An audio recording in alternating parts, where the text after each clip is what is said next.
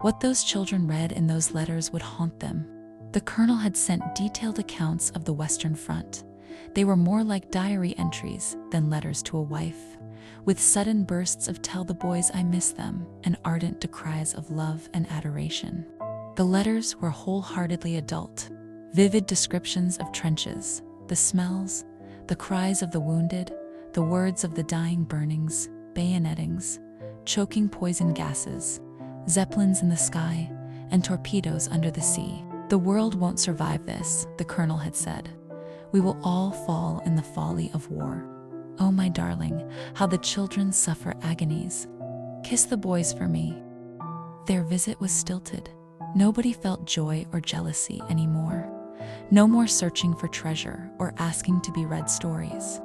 An ounce of childhood had been lost, never to be retrieved. Who knew there was such terror in the world?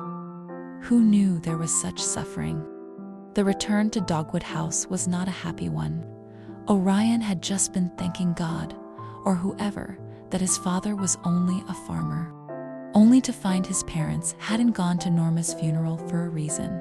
Because Robin Ratliff had taken up the khaki call and crossed the border into Canada. Behind him, he left letters to the inhabitants of Dogwood House. Letters that Orion refused to read.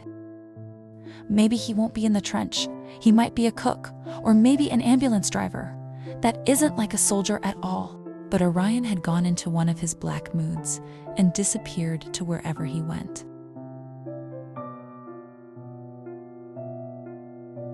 Would his own father rot in a trench filled with holes? Would he spit blood and bile until he was still? Solemnly, Orion added the contents of his uncle's letters to his collection. Frederick was right. Fathers can die. And he wondered if his father would. He didn't understand it. None of it. Was there a sunrise where his jolly pop was? Were there great clouds that looked like mountains on fire? Or would he wake to lifeless bodies caked in mud? There was an odd sheen on life now, as if Robin's presence had been the lifeblood of Dogwood House. The farm had to be run without Robin or half of the working men around. Anna called for her sister Lydia to stay and help. She hadn't wanted Robin to go. She had begged, but his mind was set.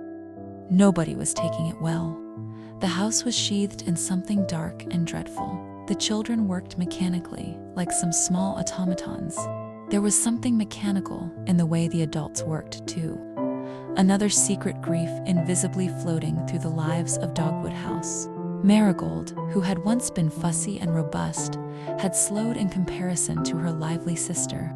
No amount of feeding or bathing, no amount of sun or soothing could erase her fever. The doctor, with certainty, knew there wasn't much hope. Somehow, there was simply too much aching to go round.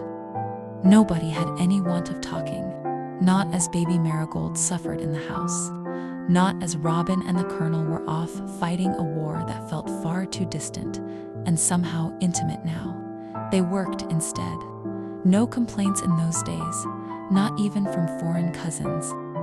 Until one morning, like a compounding thing, Marigold soundlessly slipped out of this world.